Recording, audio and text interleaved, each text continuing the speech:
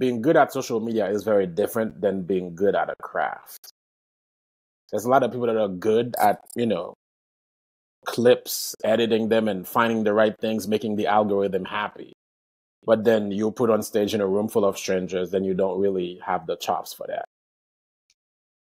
So maybe you can game the system that way if that's what makes you happy. But I think it's too lonely of a journey, too difficult of a journey to just do it because you perceive some sort of clout attached to it, as opposed to, this is the thing that I truly, truly love. I'm Charla Larston. I've been a TV writer for almost a decade, but it wasn't that long ago that quitting my day job and moving to Hollywood was nothing but a pipe dream. After lots of failures, many mistakes, and many lessons learned, I've now written for 7 TV shows, 2 features, and sold 3 TV pilots. I've done all this through imposter syndrome, burnout, and with zero roadmap. On the Working Writer podcast, I pull back the curtain on breaking in and teach screenwriters and creatives how to thrive both personally and professionally.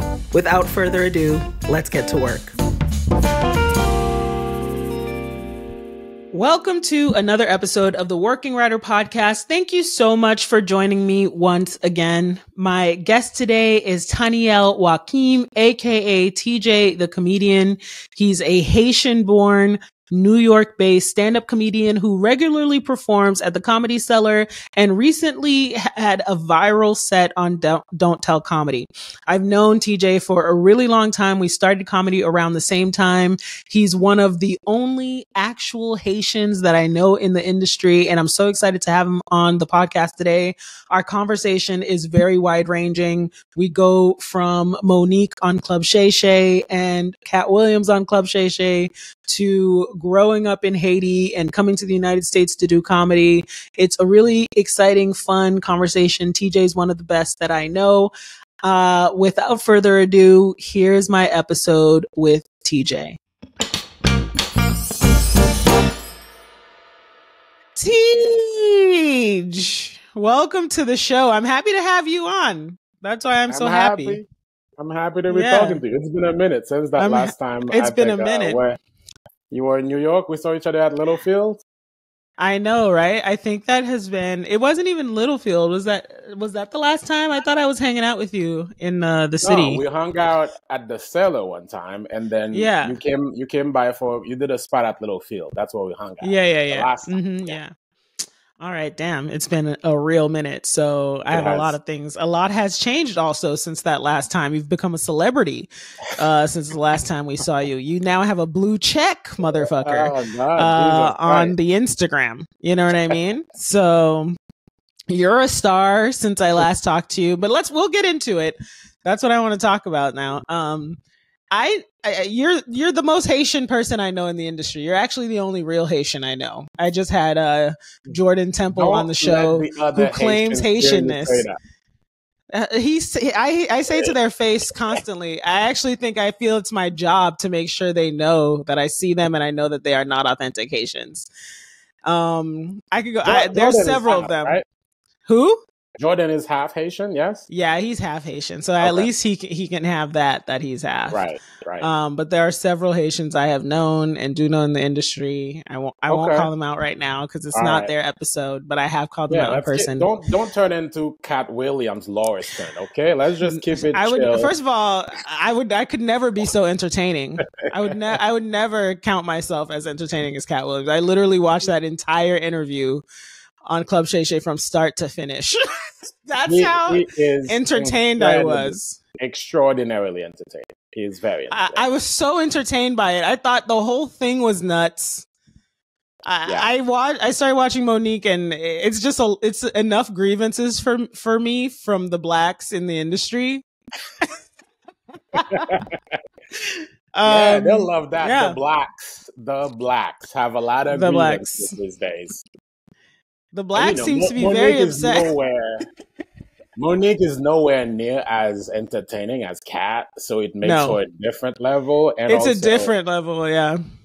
Kat is not, even though he's, throwing darts at people, he's not a victim. I think Monique is kind of a victim, and that makes it worth to listen to. I don't agree. I don't agree that she's a victim. I think that she has stood her ground. She has been deliberate in asking for acknowledgement and an apology.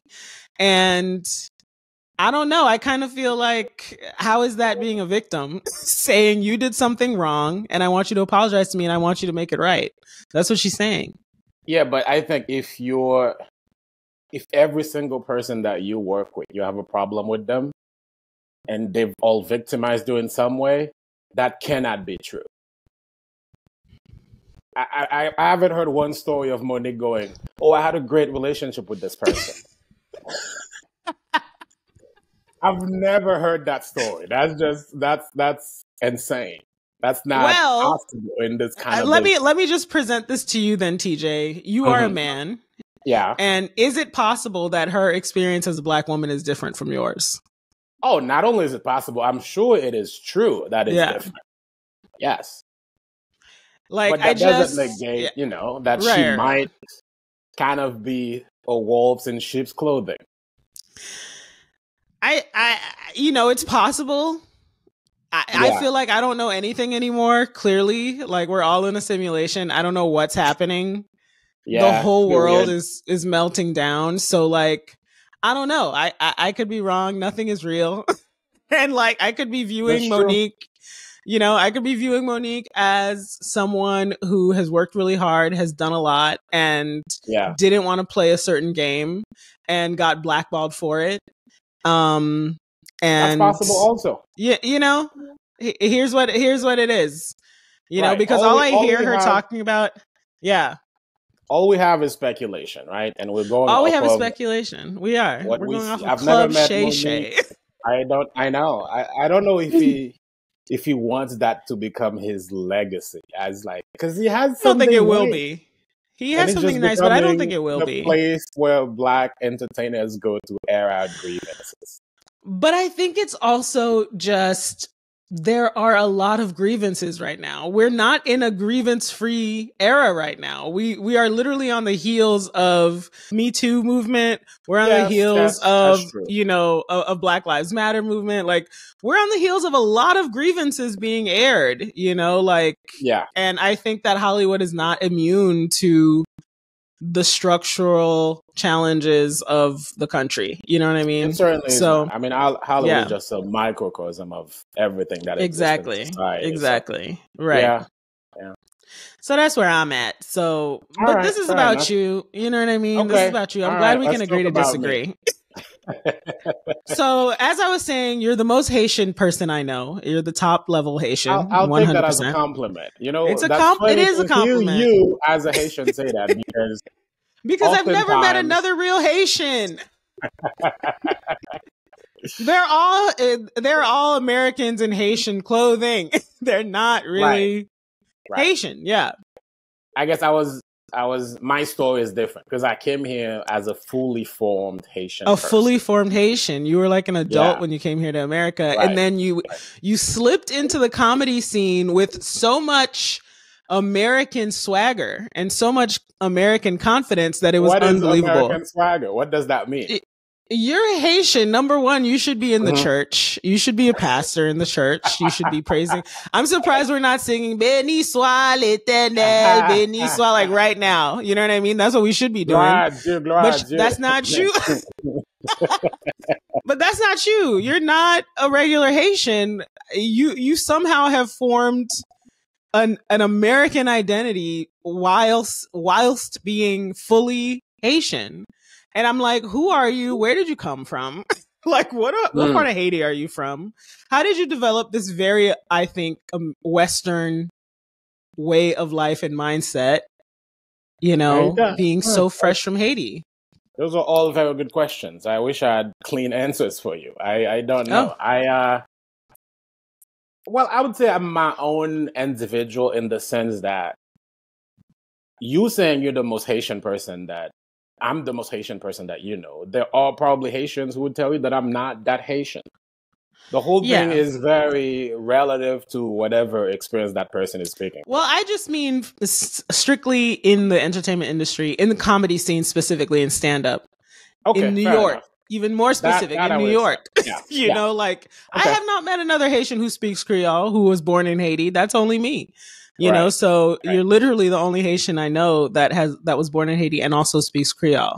So Yeah. there it is. Well, the way it came about for me was that this was not in the plan, in the life path, the script that your parents write for you when you're born as a child. That's a completely new script that I found and decided to put myself into. I came here 2008 after high school, and I came here for college and did that for a little bit. And the earthquake in Haiti happened. I was already sort of not feeling like college was the right thing for me, and that gave me an existential crisis. Wait, And what did you study in college? And where did you go? I went to Adelphi University in Long Island. Okay. Okay. And I studied business management as a sort of placeholder for a very broad amount of skills. And then I minored in political science. Oh, interesting. Cool. Yeah. And then so you're in 2010, college, you're studying business, and you yes, have some sort of crisis, some yes, existential crisis. I'm not in the right place. I'm not doing the right thing. yes. Well, the And you crisis do what? really was brought about because of the earthquake in Haiti. How's that? You weren't in Well, Haiti at the time, right? no, I was not. I was supposed to be. I could have. Oh, Yeah, my sister was getting married in December 2009. The earthquake happened in January 2010. So when my sister was getting married, I was supposed to go to the wedding. But at the time, my passport was at the Italian embassy because I was going to go study abroad in Florence for a semester. And I did not get my passport back in time, so I missed my sister's wedding, and my sister got stuck in Haiti because the earthquake happened. So she couldn't come back to the US for about 2 weeks. So I could have been in that same boat. So who knows? Now, life is funny like that. You never know the weird little things that can sort of derail a path or the rest of your life. It's just what happened. So after that, I thought to myself, like just watching the destruction and just basically everything that you've known falling apart within 5 minutes or less. That sort of, I mean, we all know life is fleeting, but when you have right. something like that put in clear perspective for you, it makes you reevaluate a couple of things. Yeah. So what were you reevaluating? Whether or not I just wanted to be in college and get a degree and put a suit on and make money and send money to my cousins back in Haiti, that kind of thing. The proper immigrant path. That's what I reevaluated. And I was starting to fall in love with stand-up comedy because to improve my English, I was watching a lot of TV, a lot of American TV. I was watching a very strange combination. CNN, the History Channel, and Comedy Central. That was the big three for me. Yes. It's probably good, though. Those are probably a good, broad sense of the world I think so. or of America. So. Yeah. Right. And Jon Stewart practically taught me how to speak English every day, wow. 4 days a week at 11 p.m., followed by the Colbert Report at 11:30. Right. Oh, wow. You're watching really excellent representations of American comedy. Yeah. Exactly. They just gave me this clear picture of what this is and what it could be. And it also teaching me about America, because I thought if I'm in America and I want to do something here primarily for Americans, I need to learn how this country works. And those guys did an excellent job at showing that to me. Yeah. So all of those things align, plus the earthquake. And I thought, you know what? I remember having this crazy thought. I thought if I died without trying stand-up comedy, I would be very mad at myself. And I just let that guide me. And after the earthquake, I thought, I don't want to be in college anymore. So that gave me the courage to drop out. And then once I dropped out, it was kind of clear what I needed to do. So I took a couple of random jobs around the country. I worked in New Hampshire at a summer camp. I worked in Utah at some other outdoor camp, all the while sort of writing little jokes down. So I did a 1.5 years in Utah, and I had about 5 minutes of jokes that I had written and practiced. front of my mirror. I had about $3,200 in my account. It's a lot of money. It's more than I had. Not once you move to New York City, I'll tell you that. Oh, no. Yeah. So I drove across the country and moved to New York, and I thought, this is it. I got to New York on a Monday, and on a Tuesday, I went to my first open mic in the basement at Lucky Jack's, and I did 5 minutes that I paid $5 for. And that's the beginning of the journey. That was August 14, 2012. Wow. You have the dates down. Oh, I got them all. I remember it very clearly. Yeah. Yeah. Okay. You have such a romantic perspective of stand-up, I think. You know, like yes. You are always writing, even long before, for as long as I've known you. You know, you're one of the only stand-ups that I nerd out about stand-up with, even though I think we're all kind of doing it all the time. I think I do it with you the most. I'm a huge nerd about it. Huge. You're a giant nerd about it. You're also a romantic about it. What is that about? Why are you so... you seem to have this like very and it's been unshaken. You know, it's been the same no matter how long and difficult the road has been. You continue to be romantic about stand-up comedy. What is it about? Got real Canadian there, huh? Vancouver, I got real Canadian. You. It's really coming at me. Yeah. I'm not sure I know entirely what it's about, other than saying to you that I find it to be a very unusual job to have in the modern world. So that makes it inherently interesting. And I also think there's something about it that's primal, that's so primal that it's not that it's at the core of human beings. Okay, think of it this way. You know, back in the day when we were like cavemen and cavewomen, we go out during the day and, you know, somebody hunts, somebody goes and gathers berries and shit, and you come back, you make a fire camp. We survive the animals, all the predators that tried to kill us. We survive. So the day's work is done, and we all sit around a fire, and there's not much to do. And some guy has to kind of tell stories to keep the spirits up, because we're done with the day. We're trying to eat. We're trying to celebrate the day. And I think that's sort of what a stand-up comedian is. It goes that far back into our DNA as like this person who tells stories and sort of entertains the tribe. And I find that very romantic. Yeah, you don't have a major position in life. You're not, and I hate when comedians go, oh, we're modern day philosophers. We're not. Yeah. We're not fucking lawmakers. Right. We have a role that's pretty cool. Let's just let it be what it is. We don't have to add more to it than it needs to be. We're entertainers. Okay. We allow people to kind of forget the tediousness of life. And that's nice. That's enough for me. I don't need more than that. I don't need to be, you know, people sometimes will ask comedians, how do they feel about laws? And how do they feel about... Somebody the other day asked me about how I feel about Israel and Palestine. I'm like, what are you talking about? Yeah. Who am I to even have a say on this?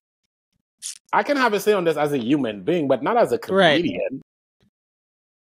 It's crazy. So we don't have this special role. We have a really cool role, and it's a romantic role to me. And I think that's why I love it so much, because it creates this incredible amount of connection, because you get to have crazy things in your head that you think maybe no one else does. And then you go somewhere and you express them and you realize, oh, I'm not alone. Other people have those crazy things also. So that's really cool. And the only way they can show me that they have them is by laughing. So I'm forced to find a way to make those crazy things into something you might want to laugh at. That's so fucking cool in and of itself. It's so much fun to make a room of strangers laugh. I feel like people don't talk about that enough. Just the fun, purely fun, addictive aspect of comedy. That, you know, you go to a town where you've never been, you get on a stage, and all these people have their lives that have never been anywhere close to your life, but somehow you find something and then they're laughing. It's magical. It's beautiful. What I think is even more special about you is your accent, frankly. You know, because I think that as someone who came from Haiti and learned how to speak English as a child, and even as a child feeling embarrassed about my accent.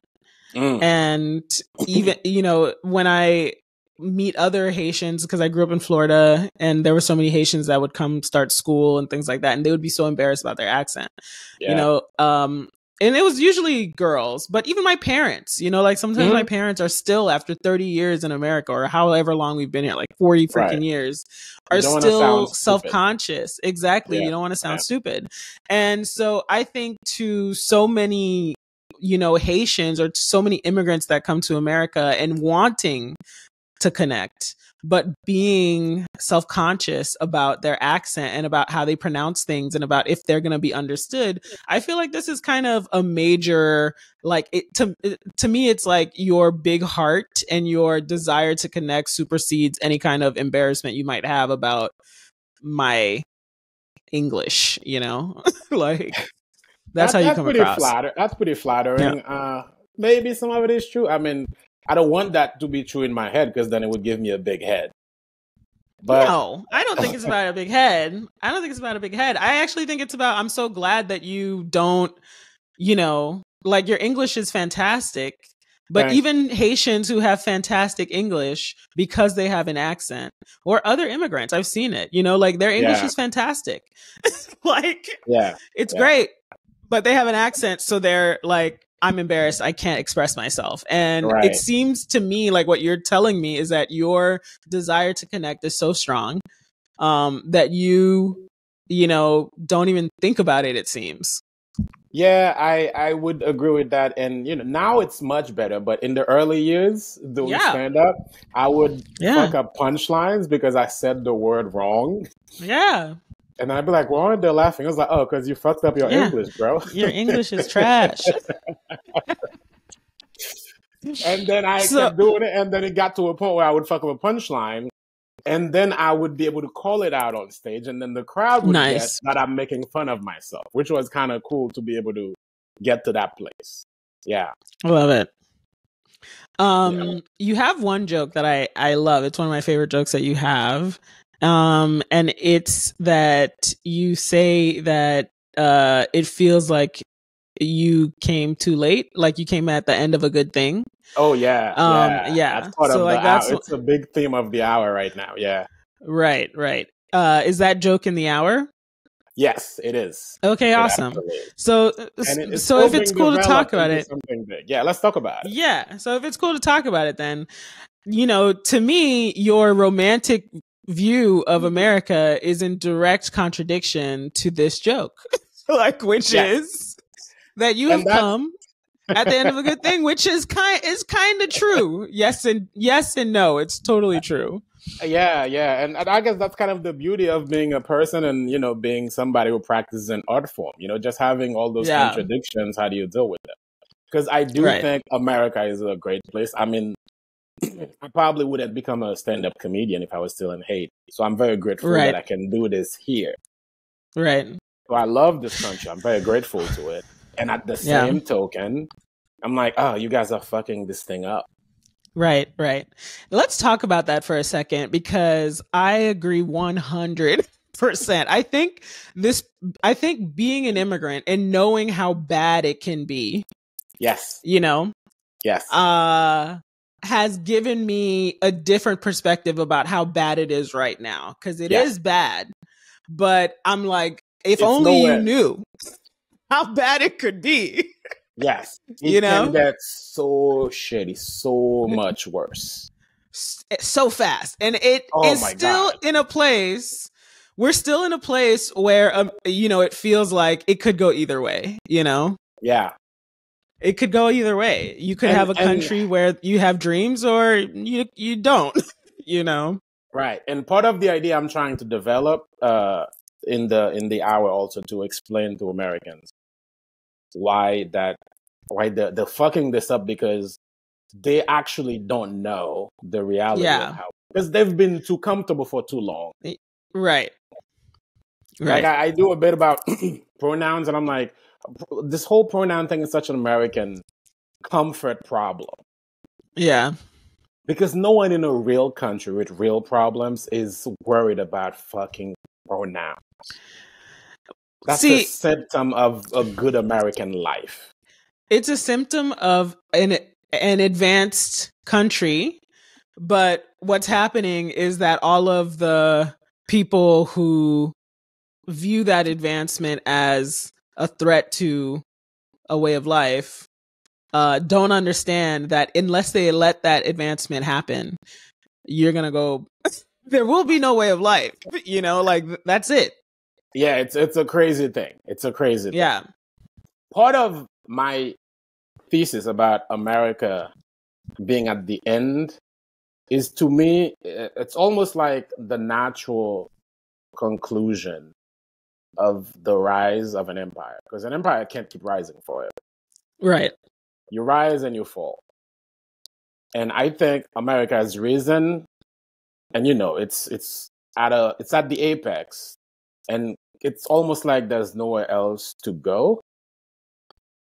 So it has to fall a little bit. And part of it, to me, is it's at the core of it, I think, is the concept of freedom, because that's probably the most American concept, the concept of freedom. And Americans love it. We're the freest country on earth. The amount of times I've heard that, it's like, yes, you are, but stop fucking bragging about it. Jesus Christ. Yeah, right. You guys are pretty free. But the thing is, even freedom has its limits and its restrictions. And I think we've gotten to the point where people have forgotten that, and they think if you take freedom to the other side of it, it's chaos. Right. Because I'm free to drive as fast as I want. But someone has to go, hey man, we need to cap this at 70 because there's other people on the road. And if I don't comply with that, it's chaos. And I think America is getting to the point where people think they're free to do exactly what they want. And they have forgotten that human nature itself comes with some restrictions. And life can only work for all of us if people acknowledge and live by those restrictions. And I know that's a weird thing for Americans to hear, but you are not completely free. You have some freedom, which is great, which is why me and you come here, because of the freedoms. But we also understand the freedoms come with some responsibility. And the first one is you have to understand the limits of that freedom. I think this is a really interesting conversation. Let's take a break here really quickly, and we come back. We're going to keep talking about it. Sounds good. And we're back. So we're talking about the limits of freedom in the United States, which I think is actually like such a deep conversation that like I'm almost a little nervous to get into it. Like I'm reading Caste right now by Isabel Wilkerson, and it just feels like it's just too deep. Like I want to pivot then. Caste is about she basically connects American slavery to Nazi Germany and to the Dalits in India, who have a very strict caste system, like because India got it. Yeah, so basically she talks about how racism in America is actually caste. It's actually about subjugating people based off of who they are. It's not necessarily about race. It's like a concept that repeats itself in different societies, not just in America. But it's a really great book. But point of the matter is that I think it's like such a crazy deep issue. I kind of just want to pivot it back to you. Okay. In how you're navigating. First of all, coming into a country like America with certain expectations, and then facing the reality of the country, and how you're navigating as an artist through the reality of America right now. Well, the expectations, I quickly came down to earth, because when I first came here, you have a lot of immigrant Haitian expectations that, I'd never been to America. I'd never lived there. So you're like, oh my God, everything is going to be amazing. It's going to be insane. You come here, you're like, oh, okay. I remember my first real big American experience was I think I was maybe a month in, and that was my first Black Friday, and I watched people get trampled at a Walmart in Long Island for flat screen Oh my TVs. God. And I was like, oh, all right. America is pretty fucked up in its own ways. I mean, people are just dying for flat screen TVs over here. This is not the promised land that I thought it was. What an introduction. Oh my Yeah, God. and I was like, Yeah. okay, you guys are fucking animals. That is fucking You funny. just have a little bit better structure than Haitians, but we're the same animals. You just managed to keep your animals in check because this is crazy. Hilarious. Yeah, that was weird. Right. But then, there's things that I'm like, oh yeah, the fact that some things that American would never think about. You got electricity 24/7. That's so cool. It's not cool because it's normal to you, but that's so cool because when I was a kid, Yeah. you had days of the week where you had to wait for power to go iron your clothes. Because, most of the time it's not there. Sometimes you want to watch a movie, there's a game you got to watch. You got to go to the guy's house who has a generator because that's the only person in the neighborhood who can put the game on because we don't have power. So those are little things that you can't take for granted. So I come here and I appreciate them. Driving on a highway here and it's nighttime and you see a fucking city being lit up. Like I'll never get over the New York City skyline. It's one of the coolest things ever to me. So you take, the good, and then you realize the reason why the good works is there's a couple of things you guys manage to do better than those of us in poorer countries. And I hope you can manage to keep those things and not fall apart because I want you to succeed. Yeah, because all of our fates are tied in together. That's right. That's right. Yeah. You have a Don't Tell set that basically blew up, which I'm so excited for. Thank you. Yeah.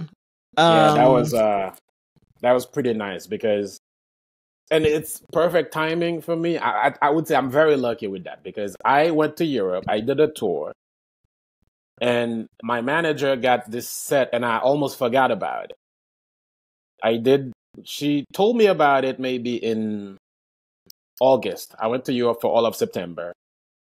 And then about a week before I came back, she's like, hey, just so you know, you're recording this thing in October. And I was like, what? She's like, yeah, I told you about this. And I was like, oh, well, I kind of forgot, but all right, if I'm free, I'll come and do it. Like I said, if I'm free, like I didn't even know that. I wasn't in the world of social media to know how big Don't Tell sets were. And I said, all right, I'll come and do it. I'm free. So I came back. I was maybe a week back because I came back September 30th. I was in Turkey. That was the last spot where I was on the tour. And then I came back to New York. And October 7th, I recorded that set.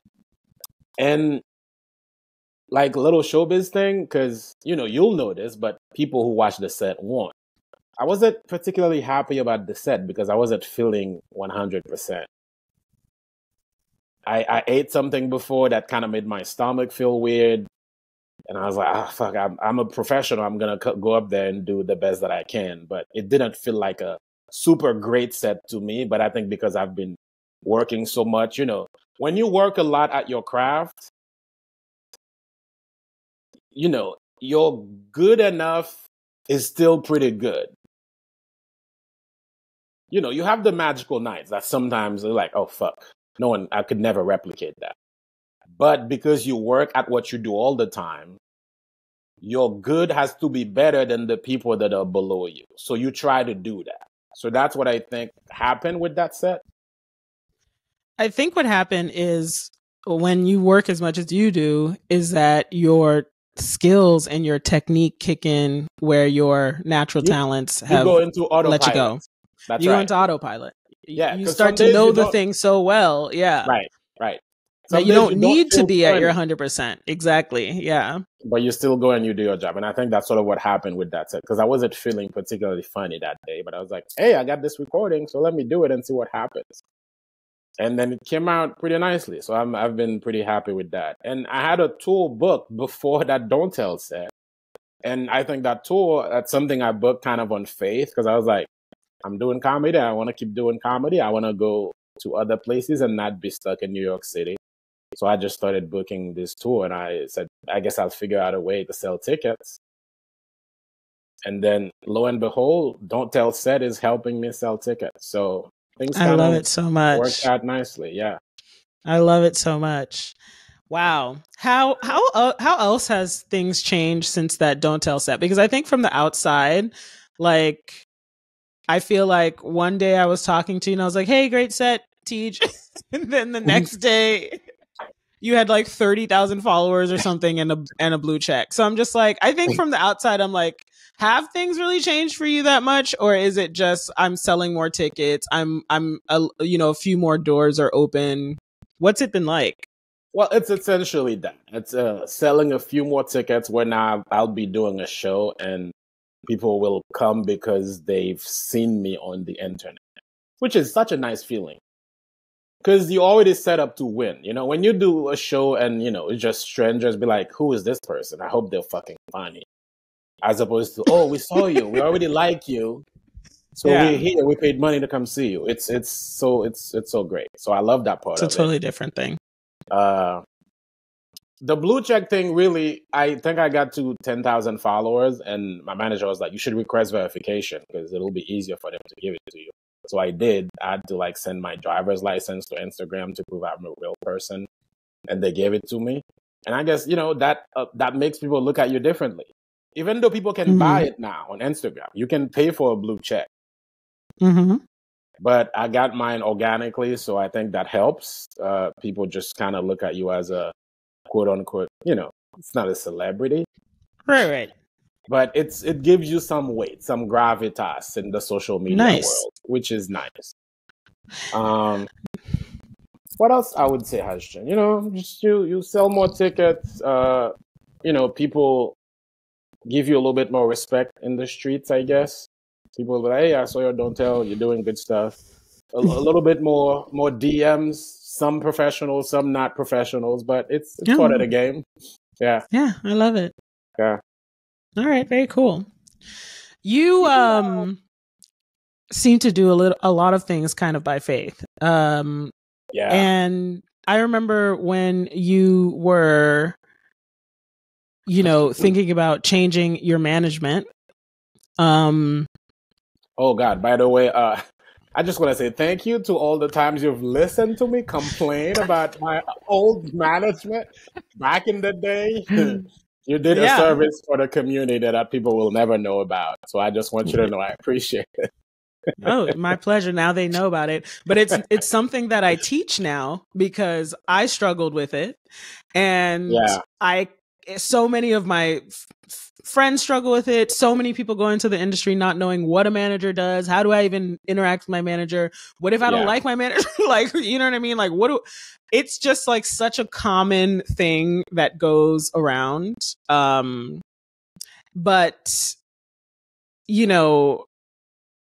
I kind of wanted to know what your experience was, because I mean, I was lucky enough to be, along your journey, essentially. We've known each other for quite some time. Yeah, we started around the same time. Yeah. We started around the same time. And I kind of just wondering, what was that experience like for you when you actually decided to move on from your manager? And how did you end up finding your next one? Yeah. Well, the first part of it is the obvious part, which is it was kind of terrifying because you taught in this business that if you let go of somebody who represents you, you just kind of you out in the streets by yourself, one, but also people kind of look at you as a lesser person because you don't have representation. So, I had to deal with that, but it just felt to me like if you're not helping me, and I'm a hustler, I'll figure out how to help myself. So I don't know why I need to be with you if anything, you are actually wasting my time. So I had to take that leap of faith, be like, I'm happy to go out by myself. And then I did, but then that puts the pressure on you to go, okay, you better figure it out because you're alone now. You got into this career because you love it, but there's also a business that needs to be, you basically, now that I've, getting to that, having a few more followers and having all of that stuff going on, when you're a stand-up comedian, especially now in the social media age, you're running several small businesses. Yeah. You gotta be running this whole business of, I'm a maker of video clips now with subtitles. That's part of my job from 9 to 11. Yeah. And then I'm a sender of emails to clubs and venues all around the country from 11 to 5 p.m. And then I'm also gotta be a writer of jokes. I gotta keep, producing the thing that can allow everything else to happen. So there's so many other things that you have to do. When you become rich, you can hire people to do some of that stuff, but I'm not at that point. So I have to do all of it. You gotta hustle for yourself. You gotta advocate for yourself. There's still a few things that are so high level that my manager needs to do because, a network won't talk to me directly.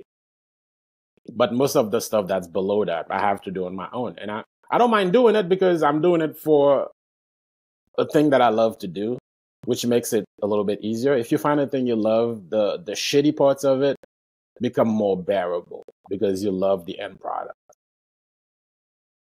Do you have a system to do this since you realized that you're also a business person? I do have a system. I don't know if it's as clean as a business person would want it to be, but I do have a system. Yeah. Are you doing these things every day like you just described, like from 9 to 11? A little bit, 1 to 5.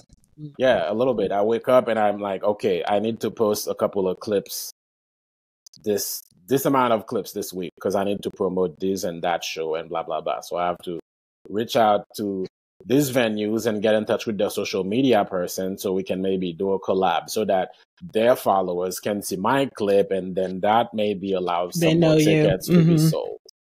Yeah. And then I gotta go ahead and go, all right, I'm not booked in June and July yet. Let me find clubs in what areas. How many of their weekends are booked? Those weekends are empty. Mine also happen to be empty. Can I find the booker for that club? I got to email them and give them avails that are favorable to them because I already checked their schedule to see what's empty. And then I can show them my calendar and what's empty. And if it works out, if it does, it doesn't, it doesn't.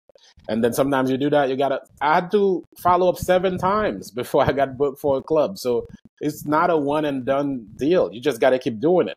And it's just, you got to have little reminders. I wake up, I took my little notebook and I'm like, this is what needs to be done today. And then I got to check them as I do them. So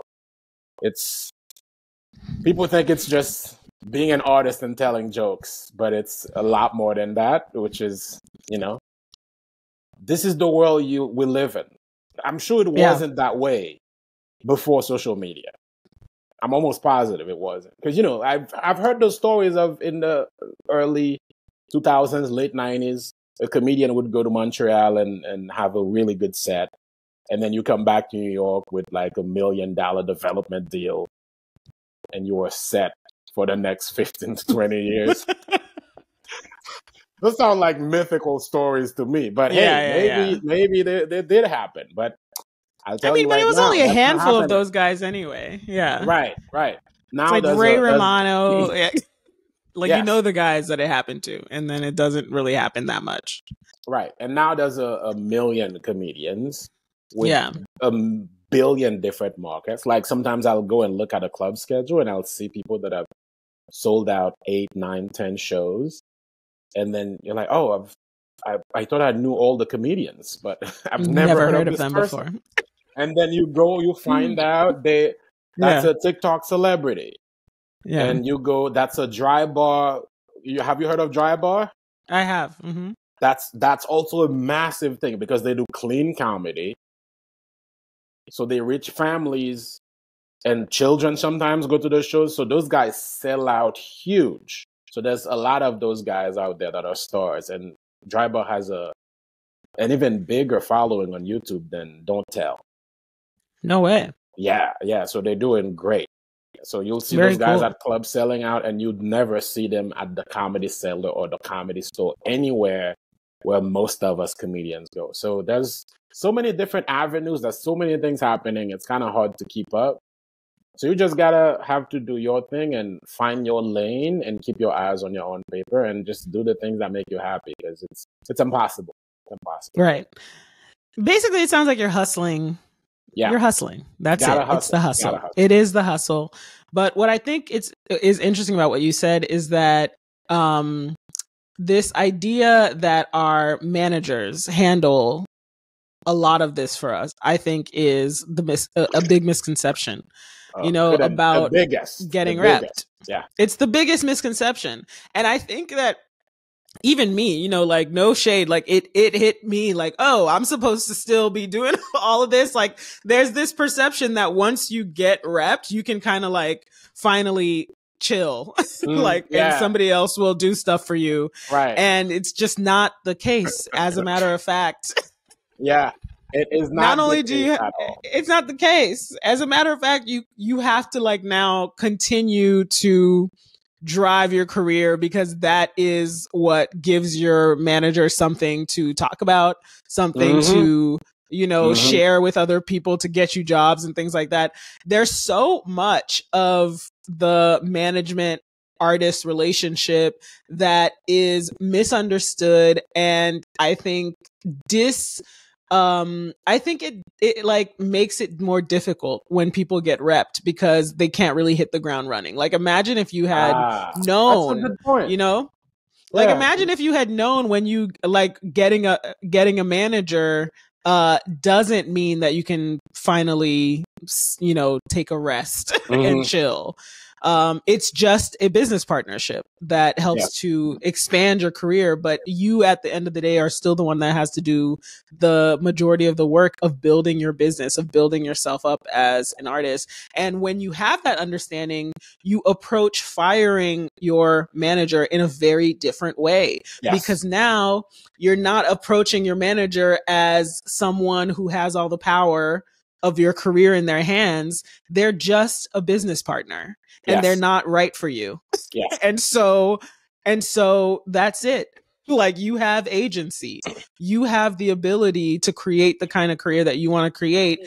And yes, there are some really, really powerful managers out there. Like, I'm not going to say Dave Becky ain't going to change your life. Right. But at the end of the day, they're still only powerful because of the kind of clients that they're able to attract. And those clients are able to attract that kind of manager because of the level of work that they're doing or that they're attracting. They're hustling because they're hustling. And that's really it. See, I love this. And this brings me to this point, and not to go back to the Cat Williams interview, but it brings me to that thing, because I feel like there's a lot of underground Black comedians who have this misconception that Kevin Hart is a plant. Because I honestly don't know what that is. It's crazy. It's insane. Like, I would agree 100% with Cat Williams if you went and said, I'm funnier than Kevin Hart, which comedy is subjective, but I would agree with that. Yeah. But if you was able to acknowledge, but Kevin Hart worked harder than me and played the fame game better than me. If he was able to say that, instead of saying he's a plant, that's where he lost me. How can somebody be a plant? Is he jealous of Kevin Hart's success? Because I'm just like, he's hugely successful. He's been in movies. He's been in TV shows. What else more does he want to do? He's sold out stadiums. Like, what else more does he want to do? Human nature, I don't get it. I don't understand. I also don't understand Illuminati. I'm just like, is this person like really pushing the fact that there's like an Illuminati? Because this is what every Christian Haitian mom says at Hollywood. There's the devils over there. Right. And here's Cat Williams confirming all those crazy hood theories that people have. Like, somehow, if as a Black person, like Kevin Hart did, you work your ass off and because you have to be a desperate person to become this level of famous. So for him to do, Cat was very desperate. You have to be. That's the only way. Who wants to not be able to walk down the street? Most stand-up comedians don't want that. But Cat got to was like, I'm going to become a mogul. I'm going to be in every movie you've ever seen. I'm going to be on every commercial on TV. I'm going to be in You're saying Cat said that or no. Kevin Hart said that? Kevin, my bad. You're right. Kevin said that. Kevin Hart. And he went out there and did that. And that's just his life. That's what he wanted, and he achieved it. But in the minds of a lot of, hood black people, for a black person to get to that level, you must have done unspeakable things and have also let the white men do unspeakable things to you to get to that position. And I think that says something about the mindset of our communities. It really does. And this obsession with this dress thing, just the obsession with it. The dress thing is so dumb. And I'm just like, is this like a black male conspiracy theory? Like, this is like a black male conspiracy theory. Like 100%. That Hollywood is making black men wear dresses to feminize them or whatever Hollywood they're trying to say. Afraid of our masculinity, so they must masculinity. Tone it down. It's it's so stupid. It's so stupid. It's insane. And it's just ridiculous. Like, Kat, you're literally at the top. Like, why are you... But for him, he's not at Kevin Hart's top. That's where he... Okay. I don't know if he would like to be there. That's also what's tricky. I'm like, what do you want, Kat? What do you want? I hope Cat Williams will come on the show and talk about it, because I really want answers. I really want to understand what he's after. He's so entertaining, but he's so funny. I'll never stand by. You can, because the industry cannot make a plant. It's just impossible. Yeah. Human beings are not little robots, and you plug them into the system, and then this is what you get. That's just not possible. So Kevin worked hard for everything he's got. You got to give him that. You're allowed to think he's not funny.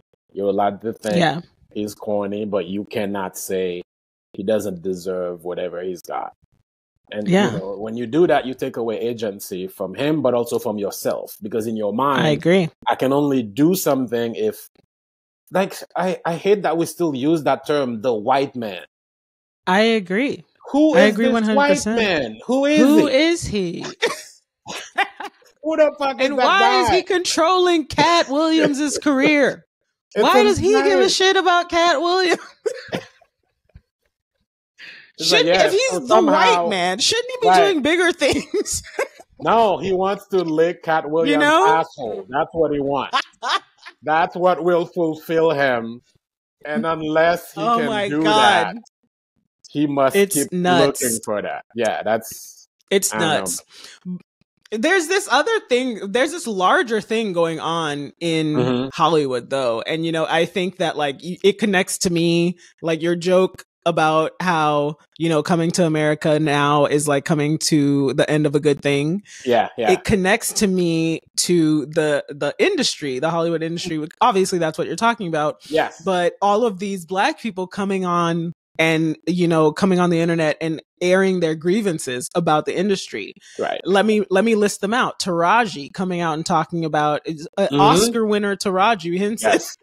Yes. Coming out and talking about how she was asked to drive herself to set on Color Purple and not being paid, having to fight to be paid what she's worth, crying about it. Freaking Monique obviously talking about it. Jay-Z recently at the Grammys complaining about the fact that Beyonce has never won Album of the Year. Yeah. All again, we're in the era of, if Beyonce can't win Album of the Year, right? If Oscar winner Taraji P. Henson and Oscar winner Monique cannot, get the respect and the compensation that they deserve, allegedly based off of what they've achieved. When other people achieve these things, they get different treatment. But when these, specifically these Black people achieve these things, they don't get the treatment that they want. And it's just like, is it the end of a good thing, or is it just the reality of America that we don't want to acknowledge? That's an interesting question. I'm not sure, because obviously, I would say, the industry's never been great. Right. It's an industry like anything else, and it's where human desire for achievement and dreams collide with human power and greed. The industry is flawed, but it's allowed to be flawed because dreamers can be taken advantage of. And a lot of us are dreamers. So it's just the human drama that's happening. But okay, so you've been in the industry for what? A decade now? Or you've been comedians at a level in the industry. We're like on the fringes of the industry. We're on the fringes. That's 100%. I wouldn't even consider. I haven't done stand up in months, and I don't know when I'll do it again. And I'm just I'm even more on the fringes now. Yeah, but you're a writer. I guess that's you in a writer's room, which is, being a little bit more in the industry than just a stand-up. I would say so. Yeah. But I actually disagree with you. I think that, yes, you're on the fringes in terms of like you're a little bit more independent. You're more indie. But I would say that you're just as much in the industry as I am, because I think that, if we give it this very narrow view of, am I in a writer's room? Am I selling a TV show? I think that we are just in a television landscape where Instagram is competing with Netflix, as far as I'm concerned. YouTube is competing with Netflix. TikTok is competing with Netflix. And you are on those platforms, and you are doing well on those platforms. So I would argue that you are just as much in the industry as I am. As a matter of fact, you're just in a different medium. So it's really... Yeah, I guess you're right. You're right in a way. It's kind of weird. Actually, the other day I was chatting with, I don't know if it was her or her representative, but because of a clip of mine that she had reposted, apparently she's a fan of comedy, I'm now followed by Sharon Stone.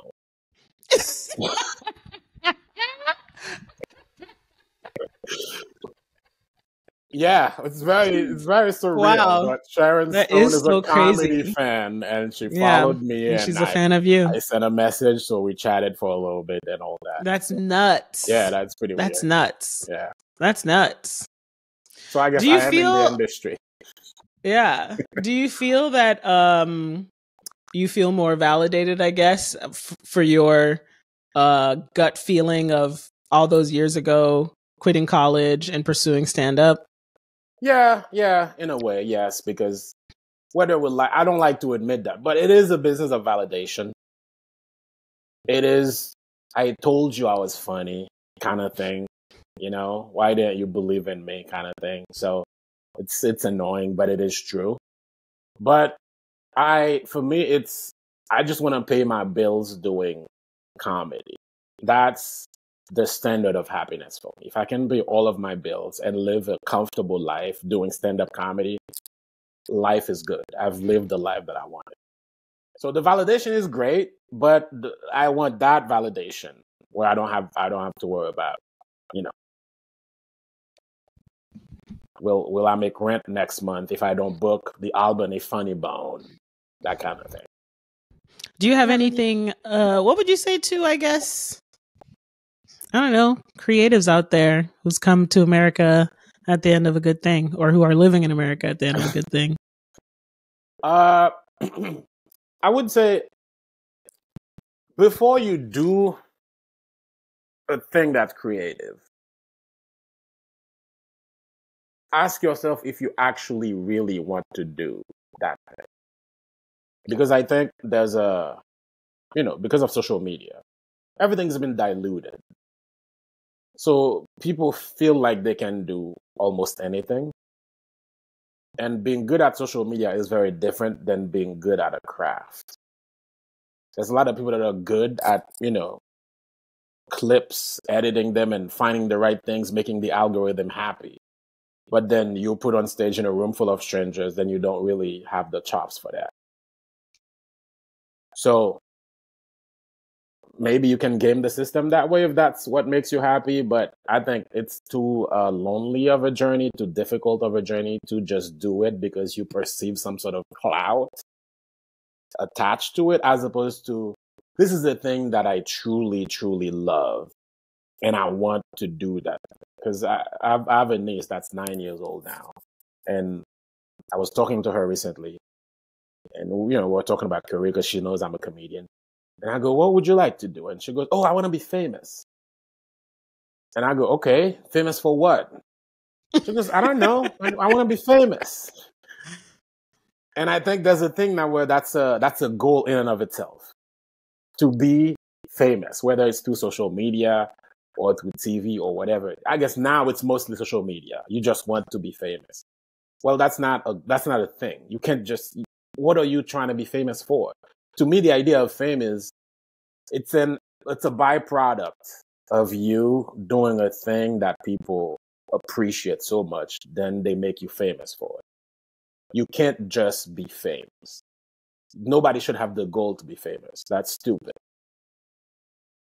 So I want to say, the advice I would give is, if you want to do anything, don't do it because it seems appealing by looking at it on social media, because you won't last if that's the reason you get into it. Do it because you truly, really enjoy that fucking thing. And you want to do it to the best of your ability, and you want to share whatever gift you have in it with the rest of the world. I love it. On that note, damn, Tej. On that note, Harvey Weinstein pod. Otherwise, I would say a lovely podcast. Thanks a lot, Tej, for ruining the end. So now I can't edit it back. I'm just kidding. Let's say another goodbye, just in case I have to edit it out. On that, what a beautiful way to end it. See, I'm not good at podcasting yet. I thought you wanted to just, okay. Well, it's been a pleasure talking to you, my good friend. We go way back, and it's been very nice that we stayed in touch. And I remember, okay, let's find a good way to end it. I remembered a couple years ago we were in New York together, and you were telling me that you were thinking about possibly just quitting comedy and show business altogether. And I remember telling you, no, you should not, because I know how talented you are, and I know you got stuff to share with people. So here you go. Now you're working for NBC. You're doing your thing. Yeah. I mean, that job ended, but thank you, Tej. Mm-hmm. It shows how long it's been since we've actually caught up. But what a beautiful message to creators. Thank you so much for coming on the show, Tej. Thank you for having me.